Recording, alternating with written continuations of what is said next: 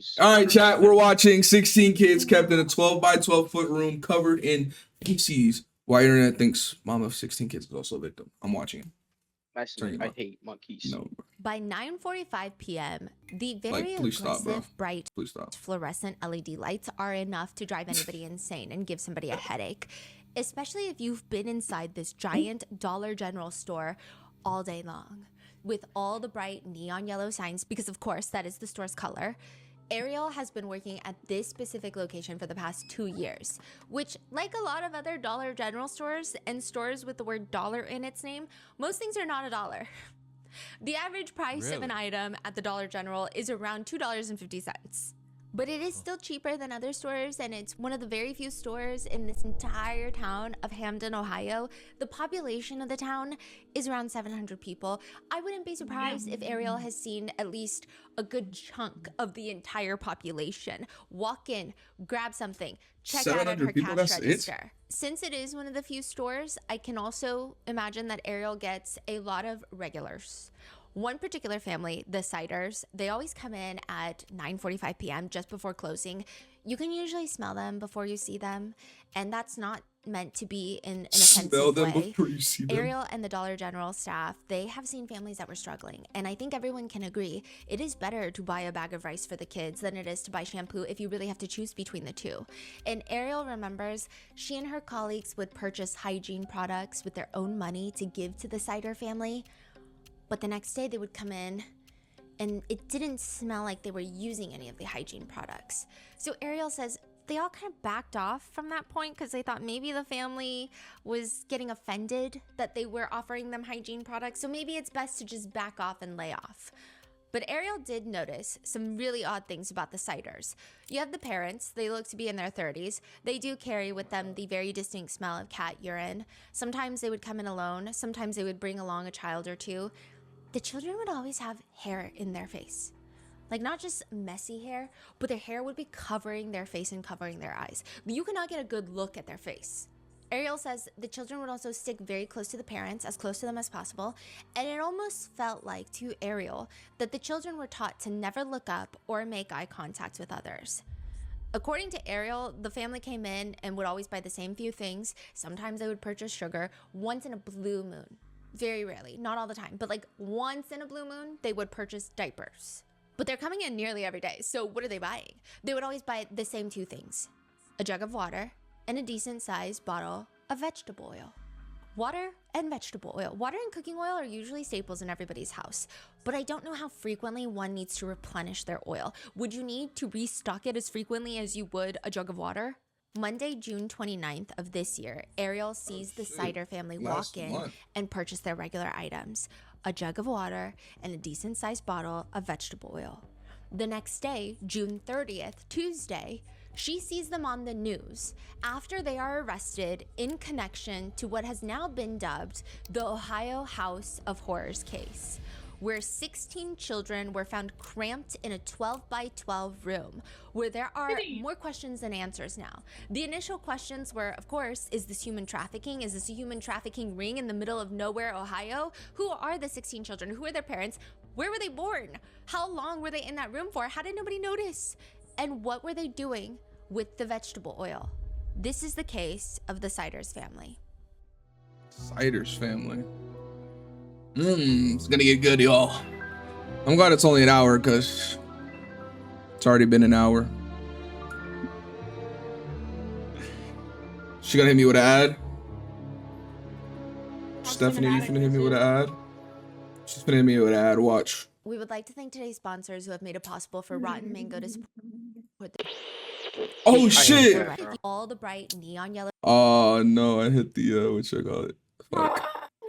Forward to speak about the family. What are you mad about? Those are unverified individuals. They are not. Yeah, what are you Why'd you say it? Why'd you do it like that? I'm so sorry. That's how you sounded like. No, it was not. My Yes, voice did not do that. That's what it sounded like. I'm sorry. Y'all I'm both sorry, sound. My voice cannot do that. Oh my god. That's what Are y'all good? What you think? Marlon, I have some things to say that I can't say because he's streaming. Exactly. But I'll say it anyway. What that mean? What that mean? What You that ain't mean? doing Saying Look nothing. at me. Mind you, 2 apples tall, bro. Let's get back to it. Testifying in the court of law. They are not being subpoenaed. These are not sworn statements Two of episodes is truth. crazy. They're just like Facebook posts. I'm going to indicate when any of those we should be a little bit wary of. But with that being said, let's get started. I have never seen a house like this before. It is a big lot with a lot of green trees Hello? surrounding it. What the fuck? And it's a small house, like 1,300 square feet, which that sounds nice. Like a little plot of land with a lot of green foliage. I mean, it probably could be nice, but it's also sitting directly across from railroad tracks. There's not even a fence, nothing guarding the tracks. Instead of looking out your front door and seeing your neighbor, you just see railroad tracks. And they're working railroad tracks too. It is considered a class 2 track, meaning run as needed. It's not inactive, but it is very low traffic, which is probably for the best. The houses sitting around the railroads, they don't look like they have the best soundproofing, and it could also be very dangerous for pets and kids. Nevertheless, June 30th of this year, 2026, Vinton County Sheriff's Office, they start making their way over to the railroad tracks. They're investigating a case, not on the tracks, but directly across from it in one of those small boarded up houses. Officers from the sheriff's office show up alongside Ohio Bureau of Criminal Investigations. It's unclear if that's how they always operate in tandem, but I will say the Vinton County Sheriff's Office does have 10 sworn officers. That's it. So it could be 10? that. Like they always need There's only backup. I 10 don't know. officers there? Now, this particular house, the officers What? are approaching, and likely it just hits them like a force field before they even enter. It's like the house is alive. It has a smell, distinctly cat urine. A random mixed ass with cat. Who knows what else? Others that have been there before describe it as a foul odor just emanating from the house.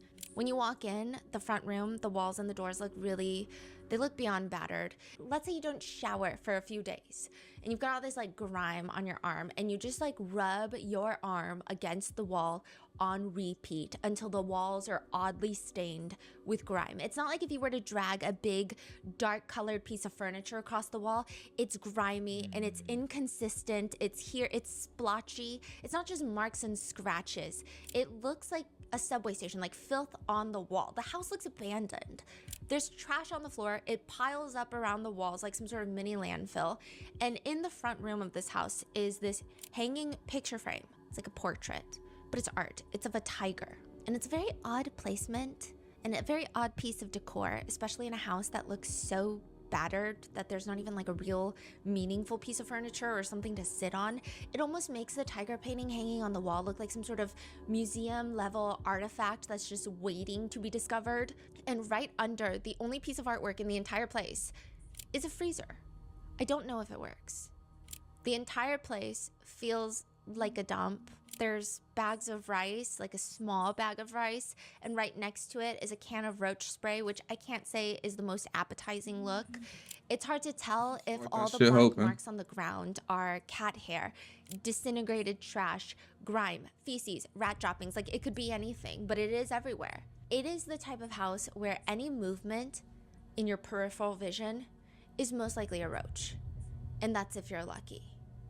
Somehow the air feels thicker in a place like this. It's a small 1,300 square foot home, but it feels like it's fit an entire landfill inside of it. The basement is filled with trash. I don't know how to describe it, but the pictures that you see of it, if you've seen any sort of hoarding home situation, you may know the visual, but it's when the trash has been sitting for so long in an unmanaged pile, it looks like it's melting into each other. I don't know how it works. There must be some scientific reason, but if I were to put a plastic trash bag on my kitchen counter for years later, it would still be a plastic trash bag. But for some reason, when you pile it together with all these other buckets of unidentified substances, cardboard boxes, moldy clothes, it disintegrates to look like it is melting in an oven. As the investigators make their way through each room, they find a little 12 by 12 foot room. It's also trashed. I mean, it's filled with human feces, waste. Inside that room, they find 16 people, 16 children, ranging in ages, the youngest being 18 months old, which is just a year and a half old, to the oldest being 18 years old. They are covered in human waste with insect bites, scratch marks on them. They're all cramped in a space. 12 by 12, just to give you an idea, it is smaller than the size of a standard parking spot at your local grocery store, which is typically like a 9 by 18, sometimes 9 by 20 foot space. 12 by 12 is smaller than that. That's crazy. Investigators, they rush to get all 16 children out of this house as safely as possible. First to the hospital. Some have to be flown by medical helicopters to local level 1 trauma centers. And it should be noted that authorities have said repeatedly, had they come a day or two later, someone could have died in that house. I think if they would have waited another 24 hours, there was a very high probability that we'd be dealing with a death or multiple deaths of these children. After safely taking all the 16 children into state care, they arrest every single adult in that house. 73-year-old Gary Siders Sr., 67-year-old That nigga barely Christina here. Lynn Siders, 36-year-old Gary Siders Jr., and 33-year-old Elizabeth Siders. 4 adults. So just to give you the family tree, Gary Sr. and Christina are married. They have a son, Gary Jr., who marries a woman named Elizabeth Siders. But when they were married, she was not a woman. She was 15 when they got married, but more on that in a second. So all 4 adults are arrested. They're charged with 16 counts of felony child endangerment. And at first, the speculation online was that this House of Horrors, that's what it's been dubbed online, like a lot of previous cases that have similar characteristics, but it must have been some sort of human trafficking ring. Otherwise, why would there be 16 children cramped into this small room? Like, it doesn't make any sense. Ohio authorities have come out to dispel the rumors and ease some of the tension. They state that this is not a case of human trafficking, even in the slightest, that there is no danger to the community or to society at large. So what is happening? Maybe the neighbors have an idea. The next door neighbor to the Siders says, well, first they were shocked by it because they didn't even know that there were any kids living in there to begin with. They never saw any children near the home, in the home. They thought it was just like 4 adults living there. Not 4 adults and 16 children. They thought it was just 4 adults, not 20 people living inside that tiny little house. It's stupid this happened close to Wellston and Benton County. Benton County, I mean, you don't know what's going on in this world anymore. The only thing people could find evidence that there were children indeed living in that house, because people are like, well, what if the neighbors are lying? What if the neighbors were complicit and they didn't report this and now they're trying to cover their ass? But when you look at drone footage and photos of the house, really the only evidence that you can see from the outside, and not really, is like this abandoned, broken children's bike in the front lawn. But it looks abandoned. And then in like the brush, the grass, there is a children's book called Jonathan James and the What If Monster, which is actually a pretty good book about a little green monster that whispers negative fear-based questions into the main character's ear to hold him back with self-doubt. But it looks brand new. It doesn't even look red. And inside the house, when the door is open, there seems to be a grimy high chair that also doesn't look used at all, but it's grimy. The investigator says these folks were pretty good at hiding those kids. The Attorney General of Ohio says, I didn't actually go into the room where the kids were. I just looked through the door. I can still smell. I can't get the smell. I cannot get the smell off of me or away from me right now. the reported ages of the children are 18, 16, 15, 14, 13, 11, 10, 8, 6, 5, 2 4-year-olds, a set of twins, 2 2-year-old twins, and 2 18-month-old twins. 16 kids in Three twins back to back? Yeah. Wow. Back to back in this tiny little room. And people have made these like kind of like a graphic of 16 children laying in a 12 by 12 foot room. If they all laid down, they wouldn't be able to sleep. It just doesn't make any sense. I feel like we should try to sit down. It got stuffy. It got, crowded. We didn't know what to do with our arms, and we were all trying to just really be in the space and just think about what to kind of do and say. Another neighbor says, kids, adults, he didn't even know anybody was living in that house, period. He thought the house was abandoned. He says it's wild that so many people were in that house. I mean, there was no movement or sound. Honestly, the house seemed abandoned, and that was a shock because we had never seen or heard anything from that house. To me, it seemed like they had them locked in there because I never saw a child in that yard. Or the people that was just in court, like that was the first time I've seen them. So if this is not a case of human trafficking, why were the authorities there in this seemingly abandoned looking house anyway? Did someone notice the kids and call the police? Weirdly enough, authorities have been very evasive about this question. No one has confirmed why they were out there in the first place, but it is believed that the police were investigating a case of indecent exposure where Gary Jr., so the younger one, 36 years old, was allegedly indecently exposing himself. According to court records, Gary Jr. is accused of exposing himself outside of his home to people other than those in his household on May 23rd, May 27th, May 29th, and May 31st. Damn. Like, that's way too consistent, my boy. May 27th, May 29th, May 30th, and shit, the next month after first. Fucking what the hell? To reiterate, as of right now, the authorities won't confirm that that's what they were investigating that day, but the warrant for the indecency charge was issued on June 30th, 2026, which is the day that they go to the house. Oh, okay. But they haven't confirmed it. So there are other rumors like floating around of why the investigators were at the house in the first place. But one forensic psychology researcher does state, when I see indecent exposure, it usually sets off a red flag in my head. In addition to intimate partner violence, I wouldn't be surprised if we saw sexual abuse. Sexual abuse is also a tool to maintain power over a victim in an intimate partner violence relationship. I mean, this case looks like a failure of systems, both for survivor support and offender accountability. Ultimately, the children had to pay the price. One of the big questions in this case is, who are the children? Like, who are the parents of the children? Elizabeth Sider's attorney has come out to say that all 16 children are hers, but there are speculations online, which I'm going to get into. But he states that all the children are Elizabeth Sider's and Gary Jr.'s, which would make Gary Sr. and Christina Lynn the grandparents, Gary Jr. and Elizabeth the parents of all 16 children. That's what the attorney is saying. November 30th. Of 2022, so years ago, Elizabeth and Gary Jr. do have two more children that were not found in the house. At Riverside Hospital, Elizabeth gives birth to twins Bailey Lee and Faith Lee Siders. They were born at 24 weeks gestation, so they're really premature, and the twins were born with a condition where their faces and their chest are fused together in the womb. And they also share vital organs. They are conjoined. That is the more common way that people are conjoined, is chest and face. But typically that condition has a mortality rate exceeding 80%.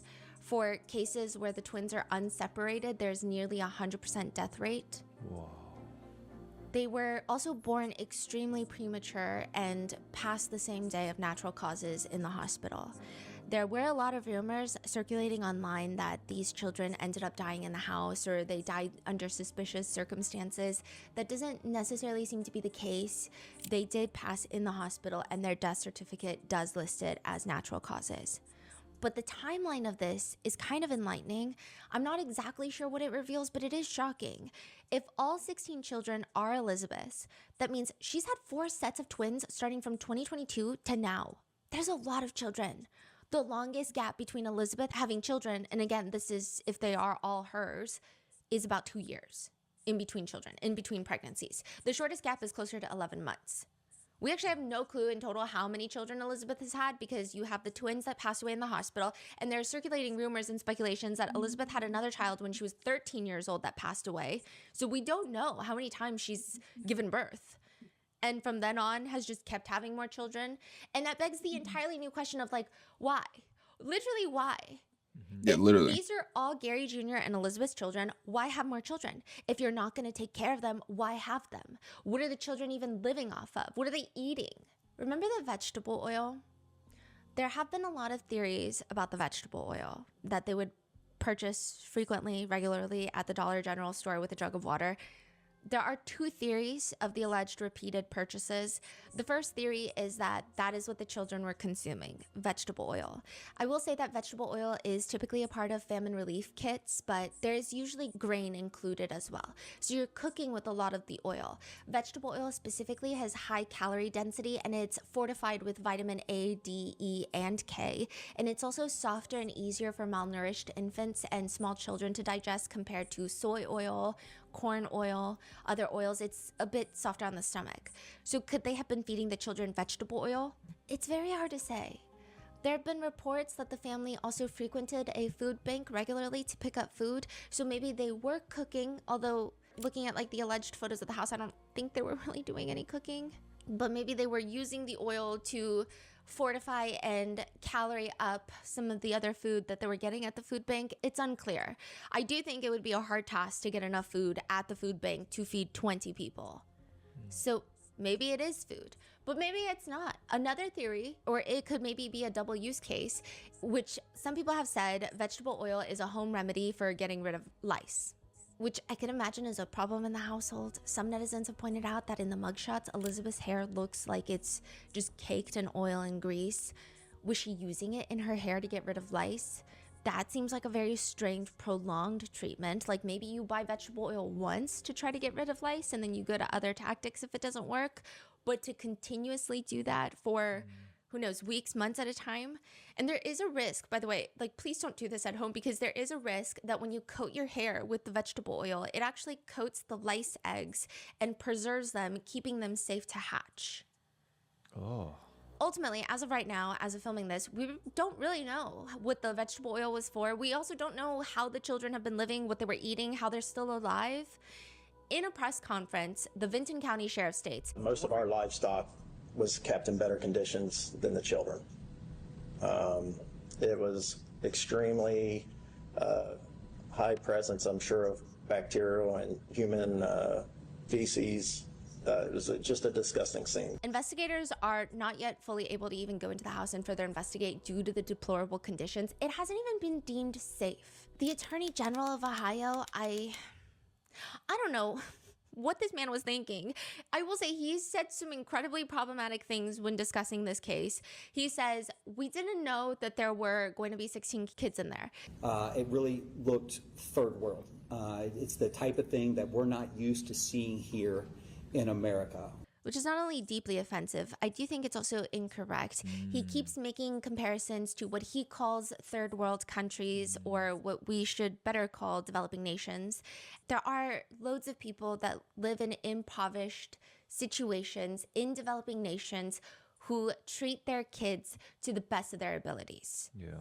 And then we were talking as a group about some of the evidence we looked at today, where they actually discovered the kids and found the kids. And it's not that different than those old commercials you see of like kids in Africa, like just where they're covered in bugs and squat.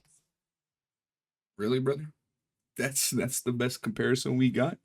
Just start talking about another country? Spotting and had that like distant look in their eyes. It's terrible. I mean, it's absolutely terrible. And again, we've got to make sure the kids are safe. Wait, I'm sorry. Who is talking right now? The Attorney General of Ohio. Yeah. Huh. Yeah, I don't know what this man is saying, okay? We got to make sure that they're placed in good, solid therapeutic placements. Some of these children couldn't even speak. They looked like almost feral animals. It was terrible. So when we're talking reading and writing and education, we're talking a whole nother level of expectations here. I do think that there is probably an intensity of emotion to try and convey to the general public of what they're dealing with, as well as the residents of Ohio, so that they know that there's going to be a lot of state care that needs to be poured into the 16 children. But I do think comparing victims to feral animals is just not the best comparison to make at all. But speaking of heinous conditions, there have been a lot of AI videos and photos circulating of this house.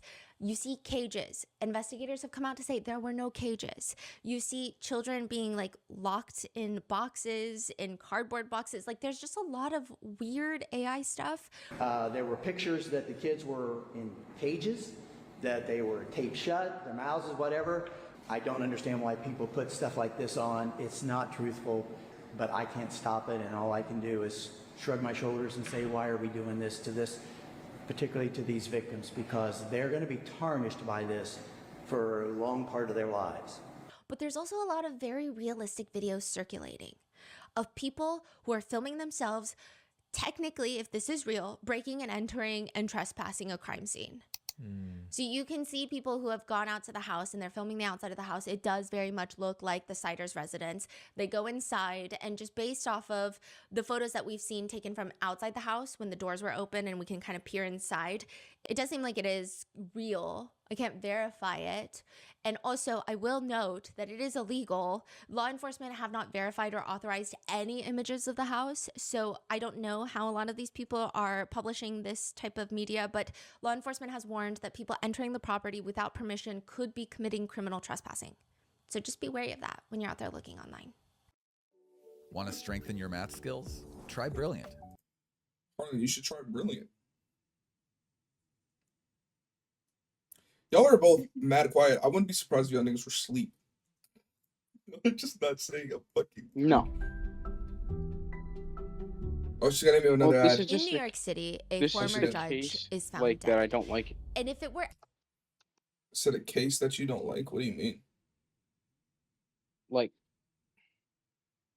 the moral ambiguity of it. Like, bro, not ambiguity, but just like this motherfuckers do not know how to take care of people. And it's so easy to take care of a person.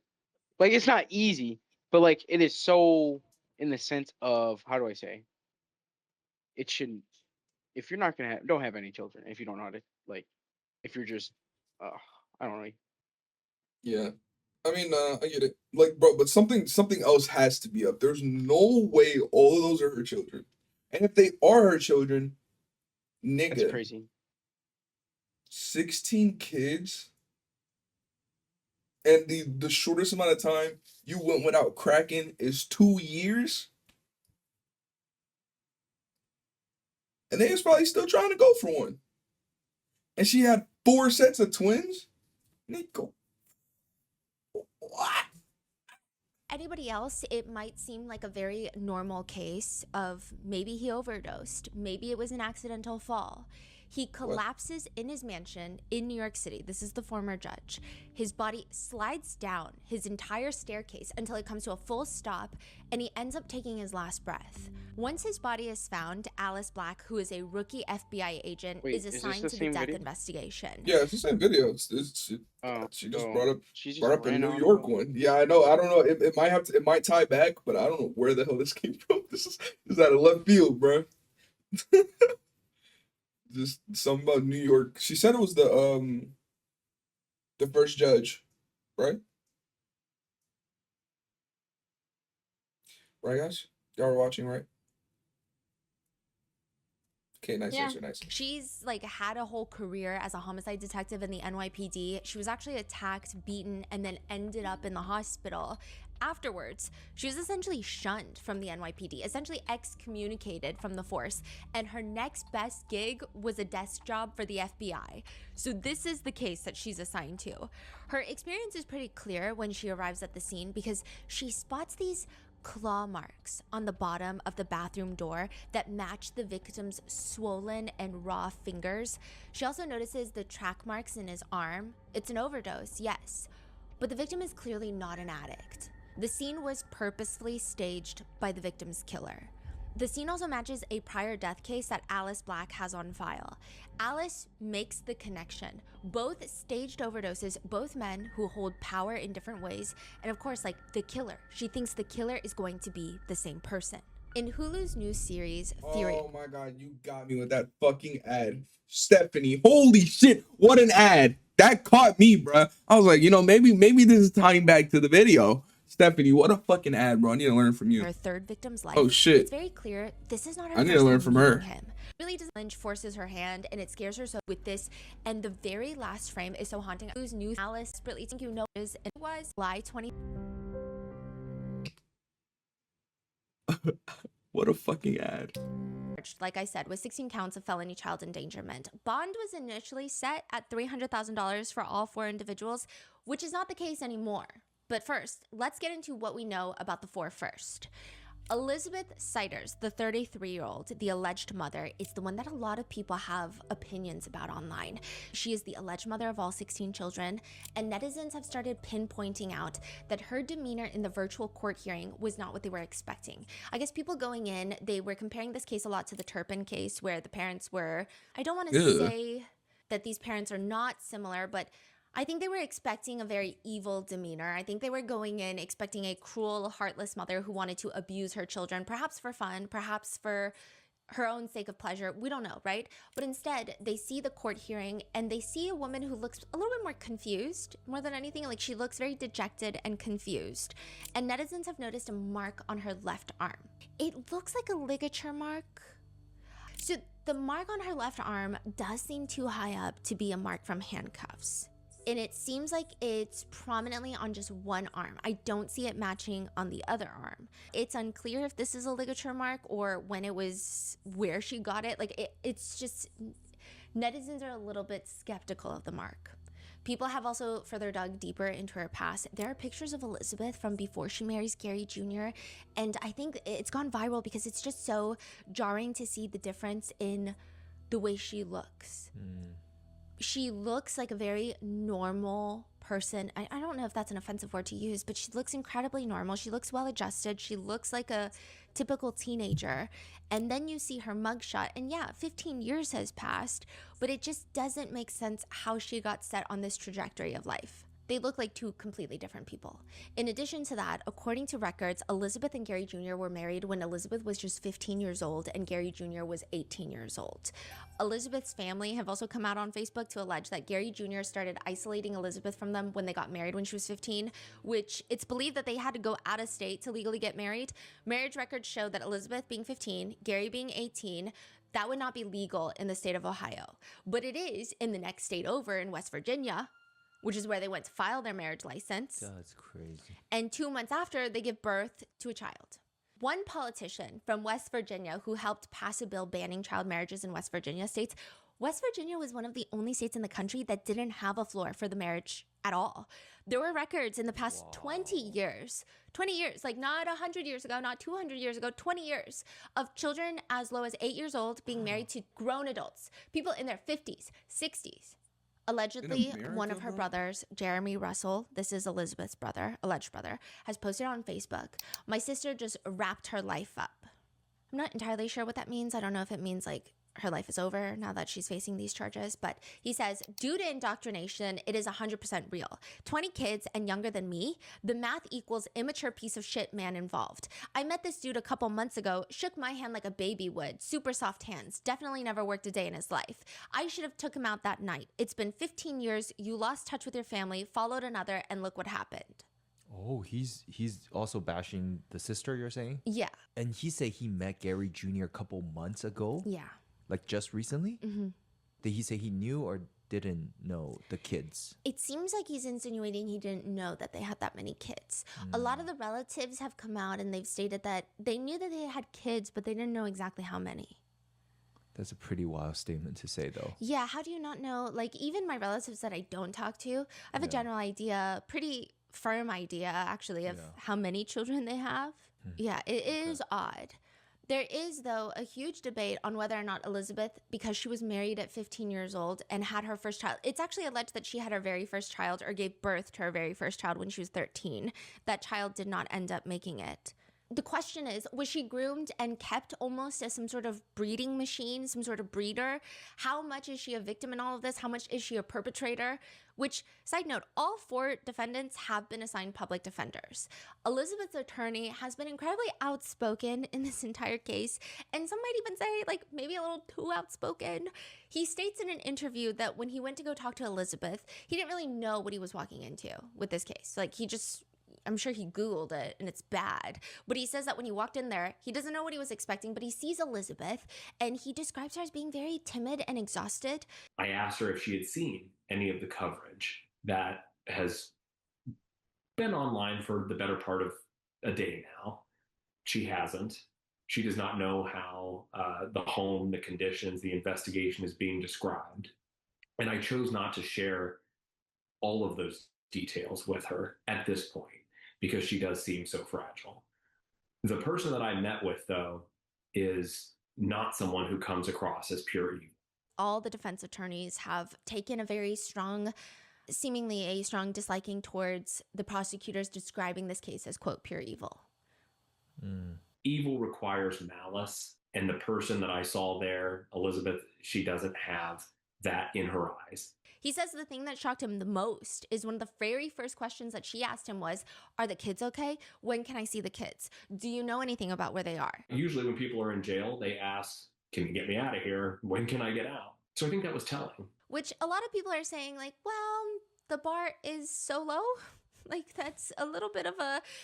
People might agree that Elizabeth is a victim in her own sense and perhaps a perpetrator in a different sense to the children. But I guess that statement was just kind of a little like, what? Mm-hmm. Elizabeth's attorney has filed a request for the judge to lower Elizabeth's bond, which has initially been set at $300,000. The argument being that, quote, the defendant is a 33-year-old mother with no known criminal history. There's been no indication that the defendant has been anything but cooperative with law enforcement since the initiation of this case. The attorney argues that she's not a danger to the community. She's not a risk to herself. She's not a risk to the children because all 16 children have been removed by the state. The attorney continues, through conversations with counsel, the defendant maintains that her principal desire is to reunite with her children. She understands that reunification of any sort is an impossibility if she does not appear before this court. So did Elizabeth's attorney say anything about if she's a victim? Did they point fingers at... Yes, he said that Elizabeth does not see herself as a victim, but he's still investigating. The prosecutors are still investigating. He's kind of hinting to the fact that he believes that she is. Does that mean that she should get away with no charges? I don't know, right? Like, I don't know if that's what he's insinuating. But he does state that he feels the $300,000 bond is excessive and it violates the 8th Amendment. So the 8th Amendment protection is against excessive bail.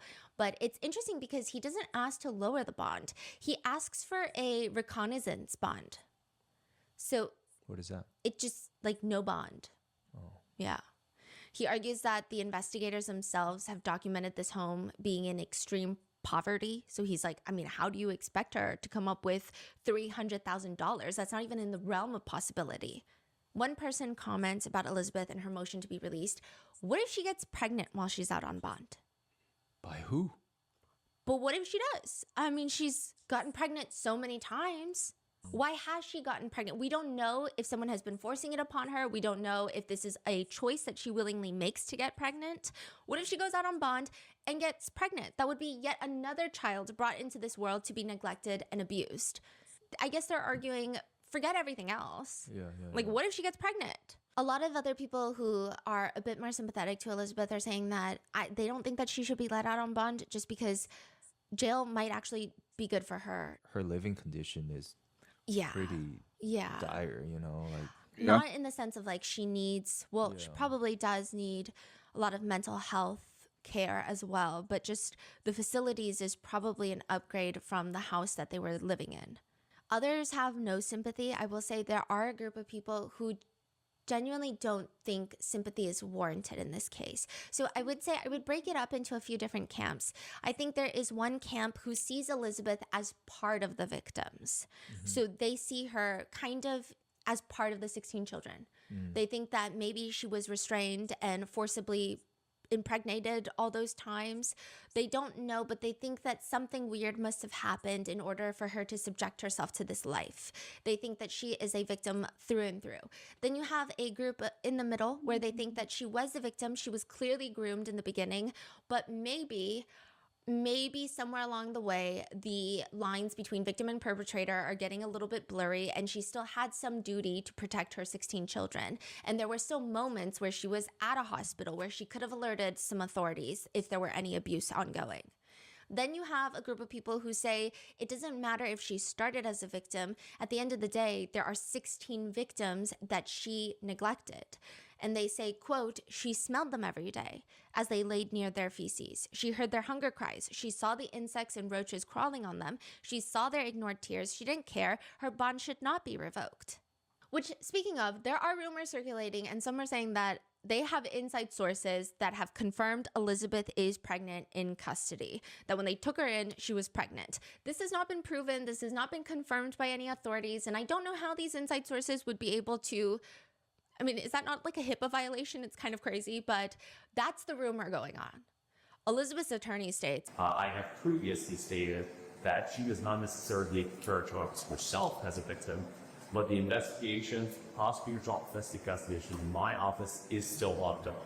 He says, I think this is a case more so of isolation than a case of evil. And I think there's an important distinction here. So this is the part where I feel like maybe the lawyer needs to stop doing some interviews. I think dispelling rumors or even advocating for your client are all really great things. But I think some of the arguments he makes is kind of like the Attorney General of Ohio, where it's like, I don't know why you said that. And now you're making people oppose you for no reason.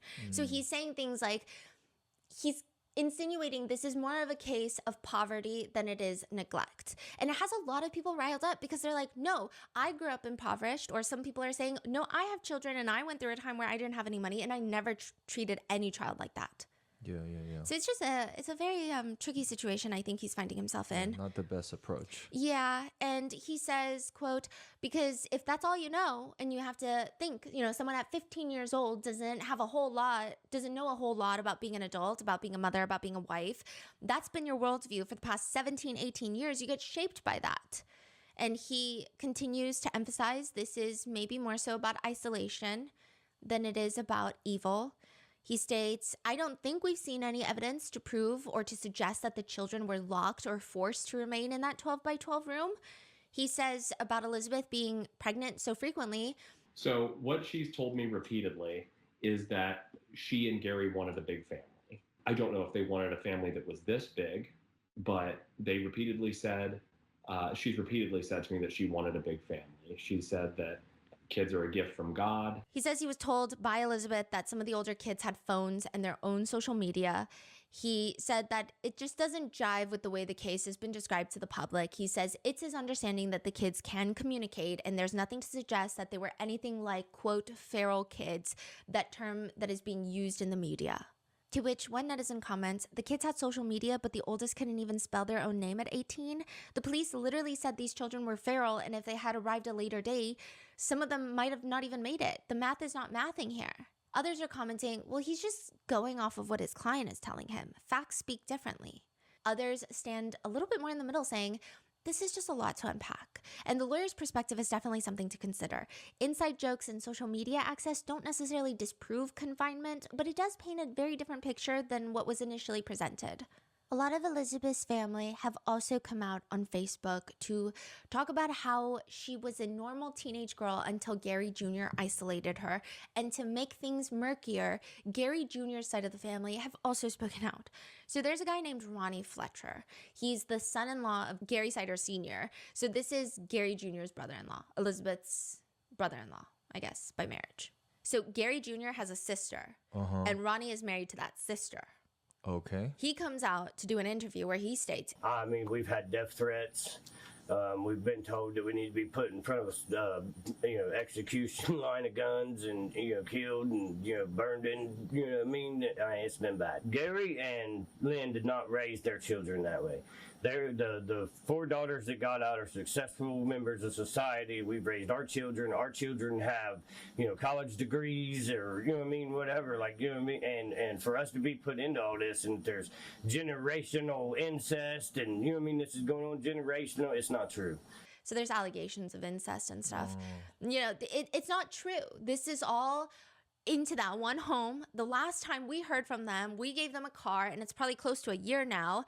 Other than Lynn calling us and asking us for money or when they needed help with the water bill or whatever, if we had it, we sent it. If we didn't, one of the other daughters did. So we've done. Who's Lynn? I'm sorry. Lynn is Christina Siders, the grandma. They call her Lynn. Christina Lynn Siders. She calls her. Okay. So we've done what we could for that family at the arm's length that they was keeping us at. Ronnie reportedly states that he knew that they had a large family, but, they thought it was probably closer to 10 children. And he only found out the truth when the news broke online. He says, if we would have known that it was like that in that home, we would have done something about it, even if it was just go there and take the kids ourselves or give them money. He says his family is terrified for their lives and now they have to live like hermits because everyone's upset with them. He says, quote, how am I supposed to start a business in this community when I'm being stapled to the face of pure evil? Ronnie says about the prospect of Elizabeth being seen as a victim, he says she's willingly there at the home. She did not have a good home life when they got together, escaped to Gary Sr. and Lynn's home. So he's almost saying like she escaped her rough family life to come here. And no one forced her to stay. Like that seems to be what he's insinuating. Elizabeth's family has fought back on some of those statements in their own post. Gary Sr.'s attorney has also chimed in, who is also another public defender, but he says, I do know that there's been a lot of social media postings and family members, or just some family members, have sort of wanted to chime in with their 2 cents. I take some of that in with a grain of salt. One of the most vocal voices in this case thus far is Elizabeth's alleged brother, Joey. Joey posts a lot of videos where he's lip syncing to country songs, typically in a very exaggerated fashion, and he's kind of like bopping up and down as. Nigga, is that a pentagram on his chest? What the fuck am I looking at here? Oh, this is a filter too, buddy. No, hell no. Where's this shit at? Harlan, do you remember where this state was? This looks like Texas. Where is it? Do you know? Yo, brother, great fucking response. Thank you. Thank you for letting me know. Like I said, I wouldn't be surprised if you sleep, bro. I'm gonna look at where the fuck this case is at. 16 children. Hello? No, I thought it was Georgia. Ohio. It's in Ohio. What? No. No person from Ohio sounds like that, bro. Bro, this shit looks like Texas. Do you see Buddy right here? That looks like a goddamn pentagram on his chest. You see that shit? Buddy got the cowboy hat and everything, man. I want look at him, king of gone country. Cowboy hat, and you live in the Northeast. Like what the fuck? Like Look- buddy, like Midwest. You live in the Midwest, and you pulling up. Like, bro, let's chillax now. I'm more so looking at the tats on dude's As if body. He's riding a horse. I'm not entirely sure. It's like more akin to when you're practicing being a pop star in your bedroom at 3 a.m. than a typical TikTok trend. It's a lot, but also I am the last person to judge considering my very embarrassingly extensive digital footprint. But he does seem like he's been out there for a while. And that is moderately important considering netizens have accused him of trying to use this case to try and get famous. He's been quite vocal about supporting Elizabeth. Joey will post videos on Facebook where he's lip-syncing to the words, I don't give a damn about what people think of me anymore. If you want to judge me, do it. It no longer concerns me. I actually have no clue where this audio. Bro, what is that? Bro, I can't, Oh bro. my god! Yeah, turn this shit off. Turn it off. Look at him, bro. Judge me, do it. Yeah, just do it. I'm crying, bro. Oh, shit. The way he looks like one of those old the way he's moving looks like one of those old anime TikToks where they're like this shit and then they're doing this or this, and it's fucking reminding me of that, bro. Holy shit. I love that though. The way he's moving is killing me. I mean, some of it is satisfying, the way they move, but the way he's moving is, it's like, oh, like, bro, what are you doing, bro? Please stop. It no longer concerns me. I actually have no clue where this audio is from. It does sound like AI Vin Diesel. Pretty sure it's AI Vin Diesel because when I go on TikTok and I look up that sound, it's a bunch of Vin Diesel clips in interviews, but the words don't match with his lips. I think it's AI Vin Diesel, but it could also not be. It could be Vin Diesel, real Vin Diesel. But he writes in the video, pro Elizabeth, king of gone country. I guess, Nigga, is that an AI? Nigga, is that an AI? Oh my god. Is this AI? Family over everything. I can't read what that says. Something I don't know. Damn near looks like unbearable. I don't know. But what the fuck, bro? Elizabeth, king of gone country. I guess. King of gone country? Yeah, I don't know if that's he just likes calling something gone country and being the king of it, I suppose, right? But one of the top comments reads, praying for her and her children, pro reunification. He's also making AI photos of himself and his sister. Blood bonds unbreakable. Like, it looks like it's outside of Psalms jail. 91. Like right outside the gates of jail. Like not outside of jail, but like in front of the jail. But has he say anything specific, or is just these random posts? More so random posts, and he does lay down some allegations. However, it doesn't appear that he was really present in Elizabeth's life. So it's unclear how much she knows. Oh, he knows. Yeah. Okay, so he's not saying anything about the case. It's just free Elizabeth. Yeah, and maybe more so like emotionally compelling arguments, but not so many where I'm like, oh, okay, that makes sense. Okay. But emotionally compelling in the sense of it does make you feel very sympathetic. Right. But he captions things like family over everything, blood bonds unbreakable. Joey's also fighting back to internet users who have been posting negative things about him and his family. And he writes in all caps, "Don't worry, guys. I'm not worried about what people say on my posts. They're just immature humans that don't know their asses from holes in the ground. A box of rocks are smarter than half the people saying stuff. And if you don't like me, why are you coming to my page?"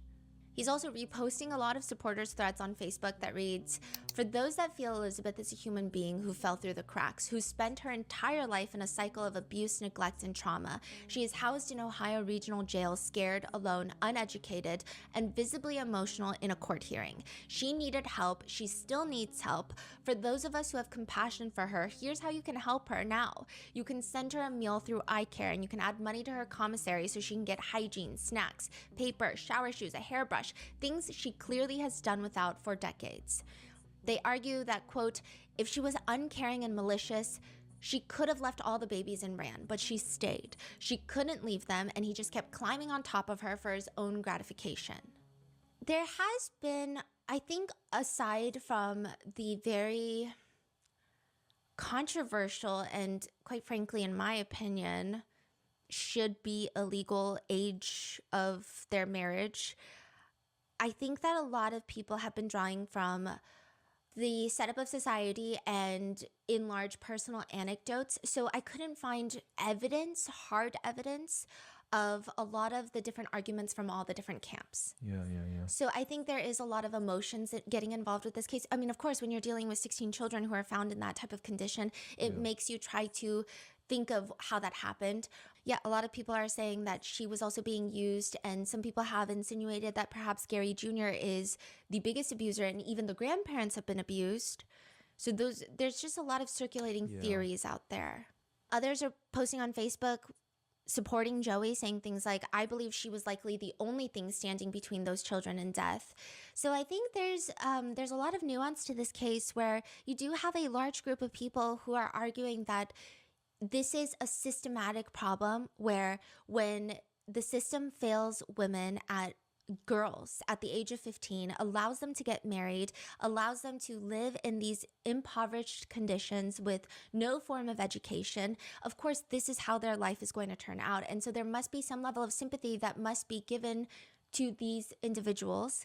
But then you have another group of people who argue that there have actually been a lot of women in far worse conditions, whether it be in this country or in developing nations, that have the innate internal maternal instinct to protect their kids no matter the cost, because they believe that is biological in a woman when they become a mother. So there's been a lot of arguments and like both sides of the coin, I guess. It just really depends, right? But then Joey does start kind of bringing up some weird stuff. Okay, so Joey starts messaging a guy named Debojit Das, who claims to be an ex-boyfriend of the eldest daughter of the 16 children. I don't know. I feel like Joey's getting scammed. I mean, maybe scammed is not the appropriate Is this a word. real person with a face and everything, or no? No, they're just like messaging Joey Maybe from what I can alert. tell so far. I mean, that could change based on the recording of this episode, and this could very well be a real situation that's occurring. But I feel like Joey is getting bamboozled. Okay. So what happened? So this guy is talking to Joey and they're just instant messaging, and Joey is telling him like, "Oh, I haven't seen my niece since around 2008, which is now 2026. So he hasn't seen his niece since 8 years ago. He mentions that because the last time I seen them, they were still under 5. So this is where it gets a little bit confusing because the math is not mathing. This is allegedly the boyfriend of the eldest daughter, but she would have been closer to 10 in 2008. Yeah. I don't know.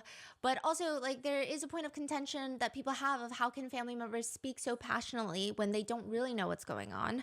But I can understand the conviction of wanting to defend your family members regardless of how much time has passed. But he writes, "I thought my nieces didn't have internet access.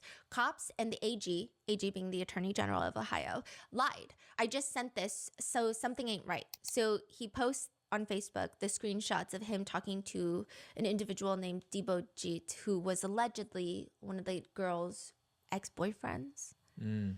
And he's like, oh, here are my screenshots of me dating your niece. So What's then the screenshot? Do we know? it's just like messages of like, hi. There's like a voice note where she says hello, but it's hard to identify if that is even her. These are easily fakeable messages. I'm not saying they are faked, but it wouldn't be difficult to fake them. But he posts on Facebook, Joey is like, I thought my nieces couldn't read or write.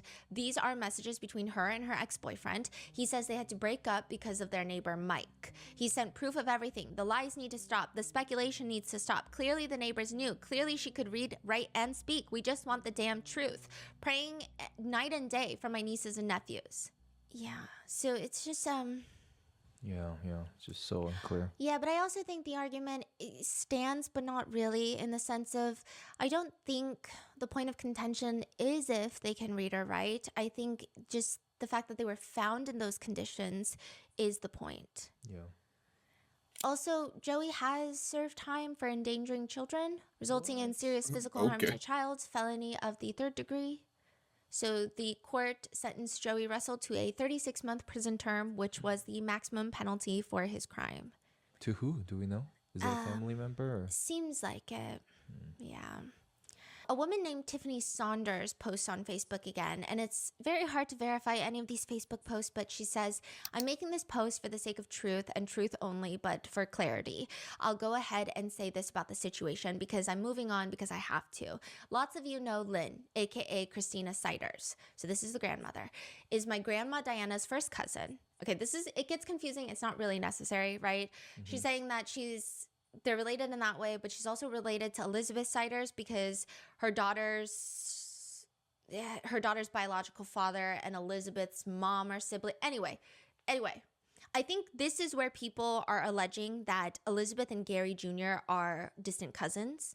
I couldn't find proof that they are distant cousins other than rumors and then like some very confusing words of who's related to who. But I did sit there and I worked out this little family tree, and they are not biologically related if this is what people are basing off of that allegation from. Oh, I see. Right. But I don't know, maybe there's other proof somewhere out there. Tiffany continues to write, these are some of the pictures of Elizabeth that I took right before or right around when her and Gary Jr. met. She had her whole life ahead of her.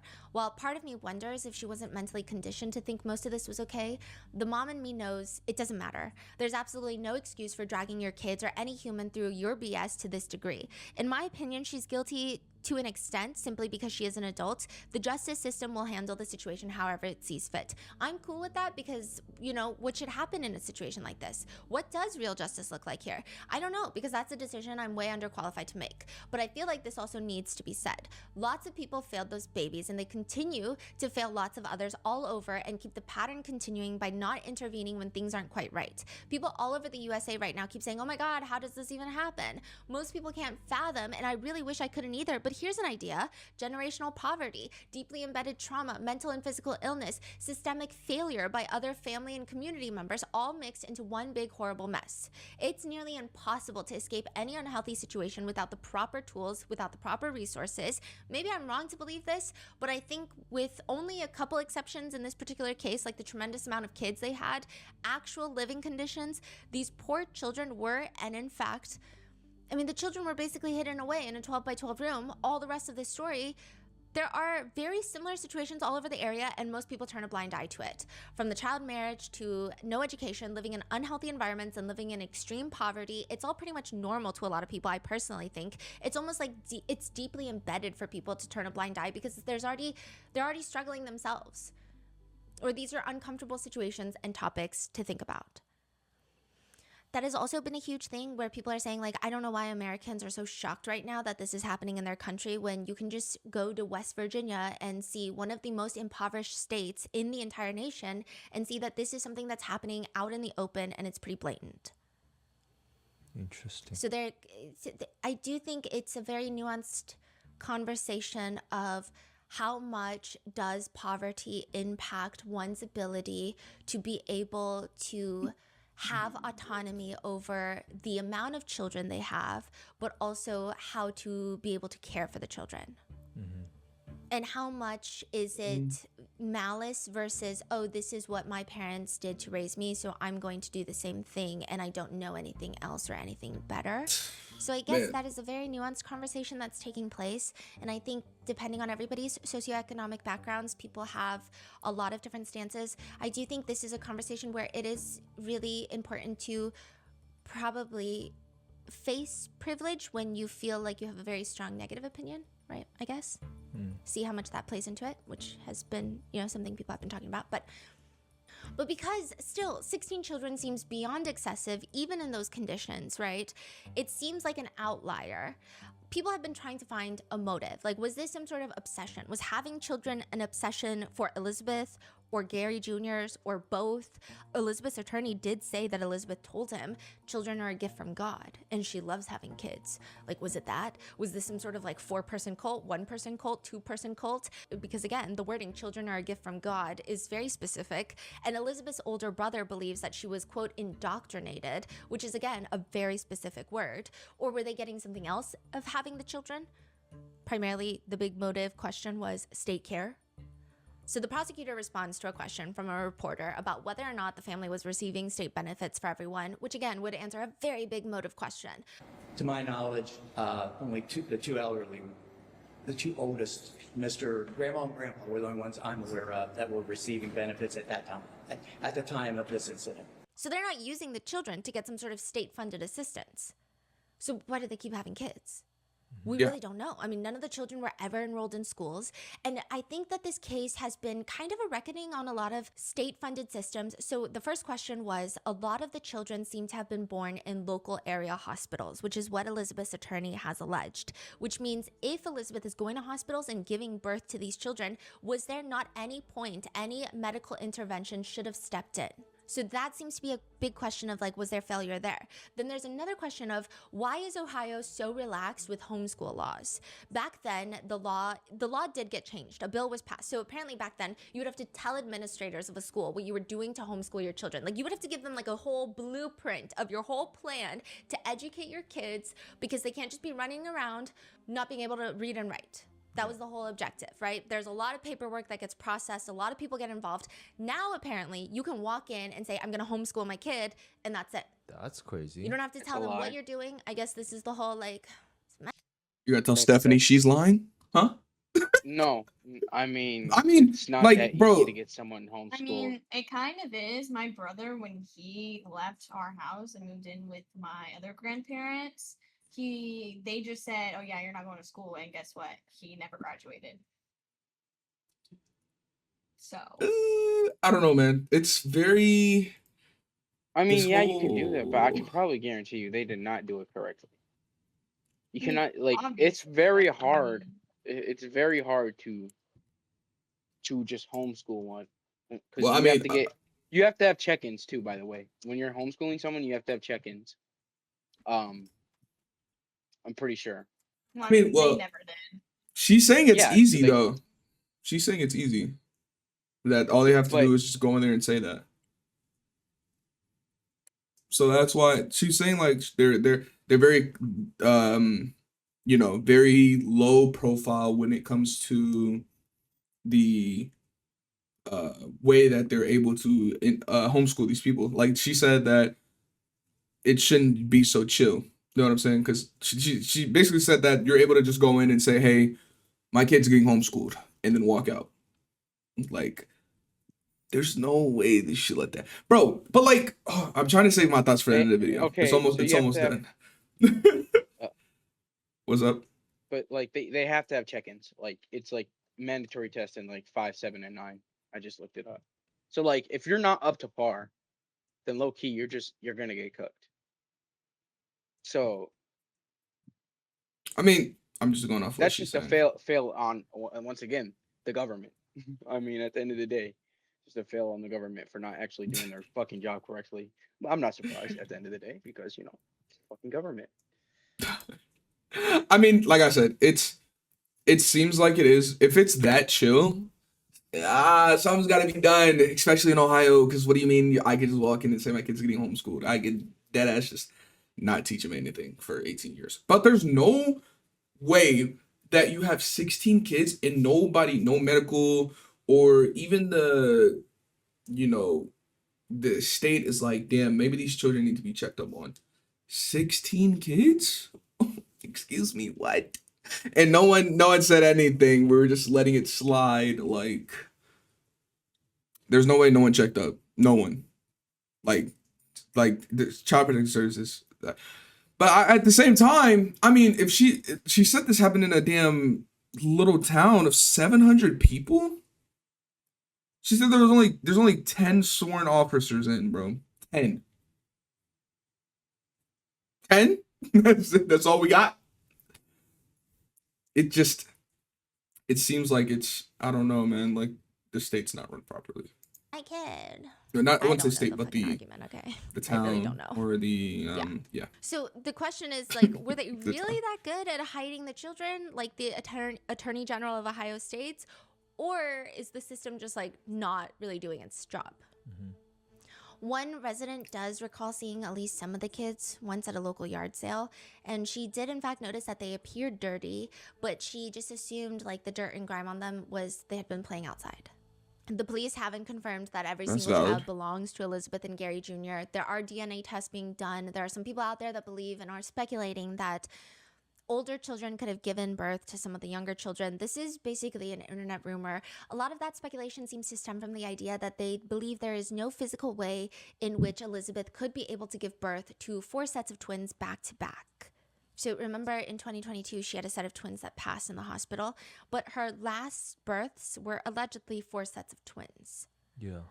And so they're just saying like your body is incapable of doing that. Like that would be nearly impossible, especially in the malnourished, lack of nutrition state that Elizabeth was probably living in. It just doesn't make sense to them how that's possible. But authorities have not confirmed that the children were essayed or harmed in that way or that there was any incest going on. So I just do want to make that very clear.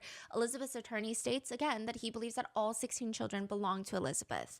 A reporter did ask the prosecutor, has any testing been done to assure that all 16 children belong to the same person? He responds vaguely, I can't address that. Did the children have birth certificates? The prosecutor takes a moment and responds very carefully. I don't know that we have all of their birth Absolutely. certificates. Let me answer that. I love Stephanie Were they all stuff. registered with the state? Yes. Again, a Absolutely. little bit beyond what I can I answered you what She's I did want to gas. know at this point. So things could have changed. It seems like they did locate most of the birth certificates, but one reporter asked the prosecutors, do you know of any children's services safety checks conducted at that Swear. home? Were Yes, there any bro. mandatory Especially, like, the whole reportings, McKinsey especially show, by man. hospitals or medical Yes. officials? Yeah, I can't address that. Sorry. As of filming this, of the 4 adults, one of them has already been released. Gary Sr., the grandpa, has since pled not guilty by reason of insanity. He is look at him. an evaluation. Well, his attorney is demanding an Bro, evaluation to look at determine him. whether or not he's competent to stand trial.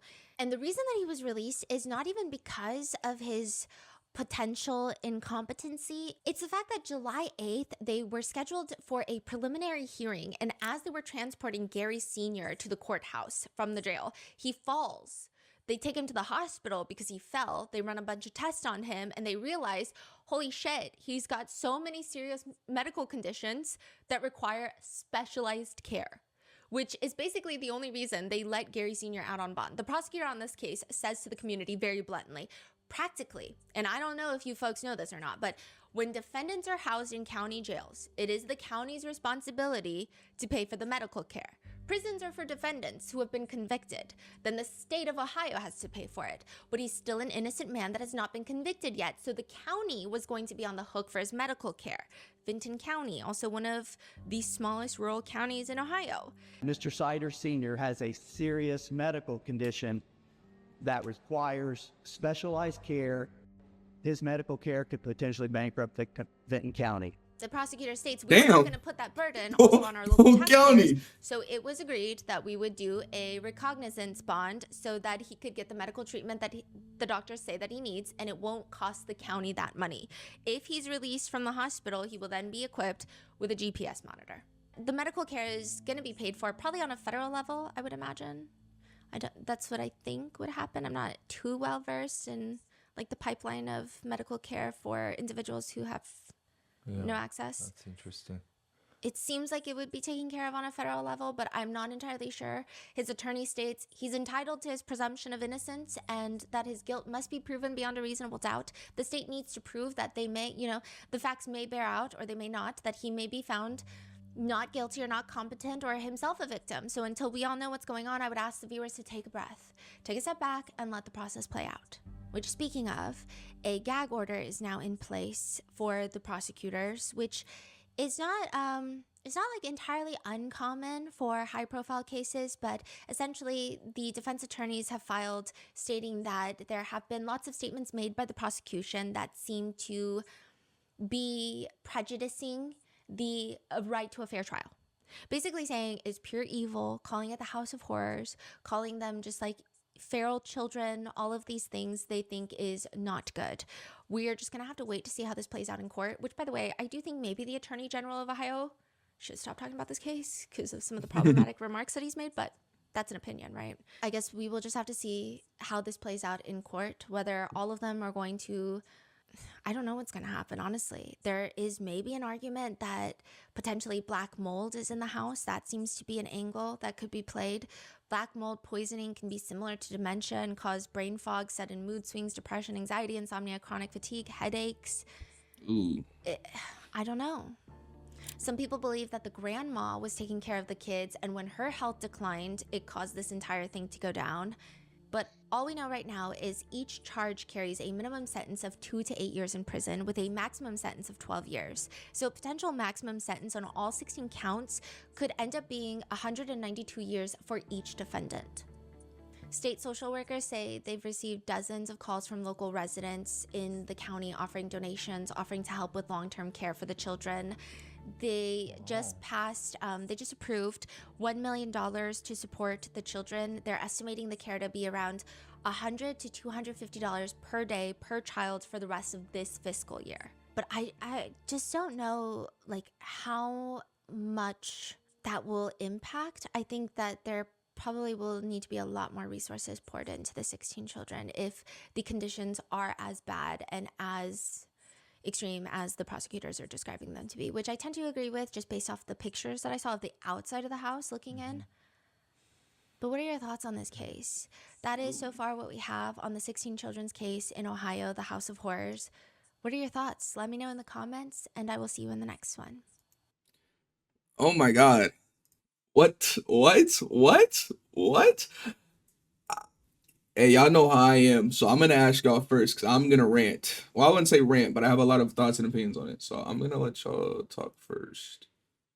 What do y'all have anything y'all feel like saying? Anything? It's just neglect from all sides, to be honest. Like, there's nothing I can say besides just neglect. Literally. Government did a terrible job. Parents did a terrible job. Grandparents did a terrible job. Literally. Failed the children. Failed the mother. If it is true, that's all 16 of her children. Right. Terribly failed the mother. At that point, we might have to start pulling China rules. I'm not gonna lie, bro. Bro. Well, I'm just saying. What? No, because I think it's just a law. Can you really blame the old man though? Look. Yes. Bro. The old man, bro. I ain't gonna lie. All the pictures they showed me, he looks the exact same in every single one of them. Like he doesn't know where he's at. Exactly. Genuinely, he does not. I'm gonna wait before I start yapping. Madison, do you have anything you want to say? Basically the same thing, but I don't know if I could blame the old man. I mean, he kind of just looks like he's had problems all his life. So, I mean, I don't know, man. Okay, so one, I'm kind of a little disappointed because now I'm actually very interested, right? I'm actually very interested in the case now because watching Stephanie, she just, explains everything so well. So like, I want to know more, right? But unfortunately with it being so damn brand new, we really only heard about Elizabeth. We didn't hear shit else about the other 3 people at all, especially the quote unquote husband. We didn't hear shit about him at all. I was like it was just really a lot on Elizabeth because I guess her attorney, which mind you, 4 public defendants were cooked. Like, we are cooked. If they have any decent prosecutors on the other side, it is raps for these people. But it is like, bro, I feel like Jesus freak, bro. Why are you jump scaring me? Knock. Knock. Oh my god, damn. Get out, nigga. Get out. Yes. But like, bro, I don't want you watching me while I'm yapping. Like, you look weird as shit. What do you want? Can't talk to you. No, not right now. In a minute. I don't care. You're staring at me. But it's like there's for everybody to fail them on all sides of this, right? Like you said, Arlen, the grandparents failed, the mother failed, the father failed. They all even, bro, the state failed, bro. Everybody has failed these fucking kids. There is no way in hell you do this shit in any other state or even any other town, bro, where you have 16 kids and not a single person is checking up on these children. There is no way. 16 children and no one is like, hey, let's do a little check, see where the kids are, they gotta see where they're at mentally and all that. 16 kids and not a single person was like, hey, maybe we should like check up on these children. And then here goes fucking Joey, which is fucking his damn country shit, the damn country hat. Joey's getting fucking scammed by some random ass nigga online named, I don't even know, Dope G, whatever the fuck, right? And he's like, oh, if my nieces and nephews can't, I bet you were wrong. But like I'm telling you, it's like still though, like there's no way that they're living in these conditions and they have any type of social media. I really doubt that. There's no way. The mom looks so out of touch. Don't even get me started on grandpa. Grandpa, I don't even know if that nigga knows he's alive. The grandma, we're hearing barely anything about her. Now, if Elizabeth is treated as some sort of breeder, which is fucking crazy to say, it's very upsetting, right? Because, I don't want anything like violence against women it's very high, right? But I mean, I can't even give a straight up any like one-sided opinion because I mean, it's so damn early that we don't know whether if the husband is like that or if the mom is in on it too. Like they said, she had that mark on her arm, but she only had it on. It looked like it was only on the top part of her forearm too. It didn't even look like it was around the whole arm. It looked like it was only on the top part. And I mean, black mold, if they think that does play a part, I'm not gonna lie. I think I've told y'all before though, but like black mold is one of the things that have almost taken me out of this world.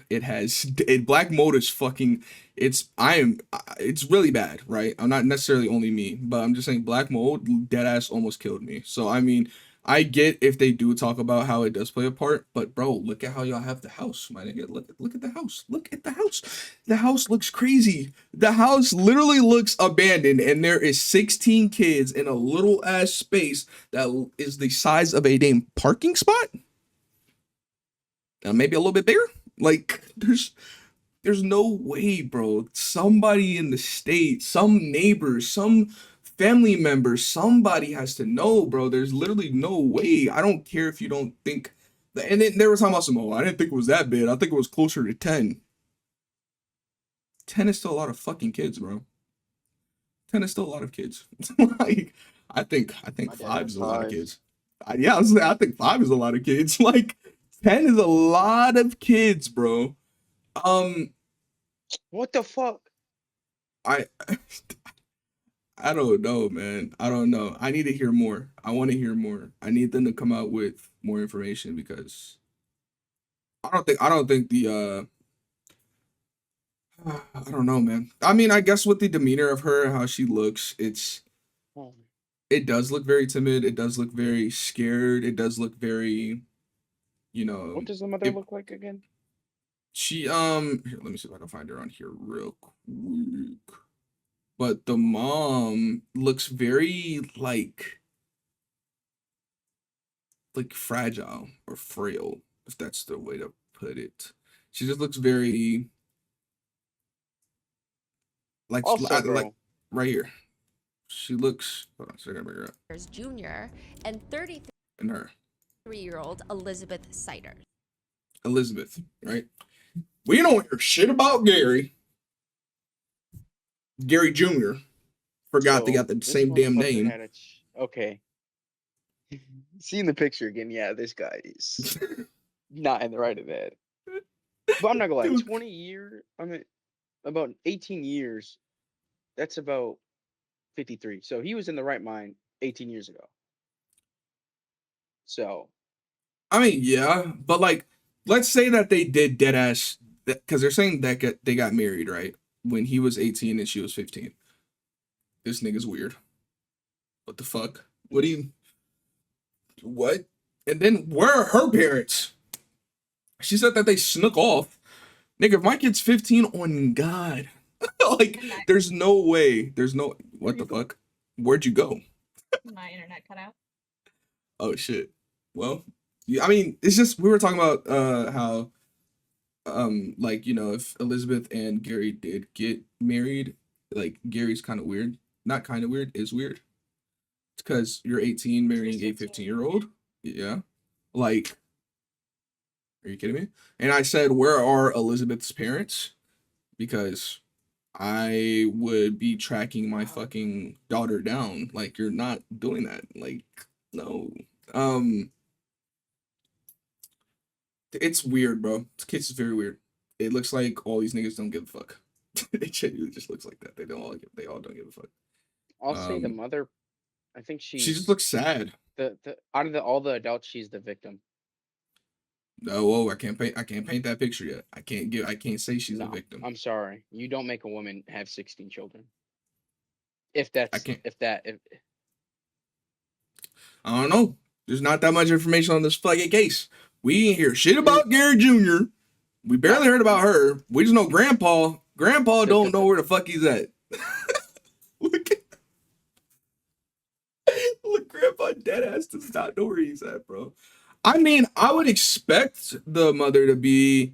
I really hope that, you know, she actually does care for her kids, and that, I don't want to say hope that she is a victim, because fuck, that's very desensitized, but it's like, I mean, I wouldn't want her to be some sort of monster. Mom, I'm pretty sure the dad is like the one that's going to work and everything, having to deal with more than 5 children. I don't think any of them were working.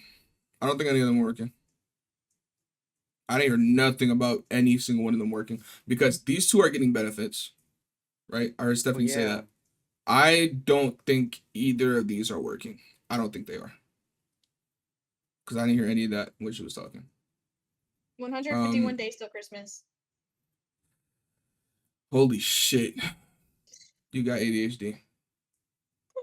Like, oh my God, we're talking about a case. Guys, 151 days until Christmas. 151 days. Like, what? My bad. But yeah, I mean, I want to hear more about this. I do. I genuinely want to hear more about this. And I wonder, have they freaking sentenced those 2 kids that were trying to resurrect? I'm spelling that wrong. School shooter case sentenced. Oh my God, holy shit, I cannot spell.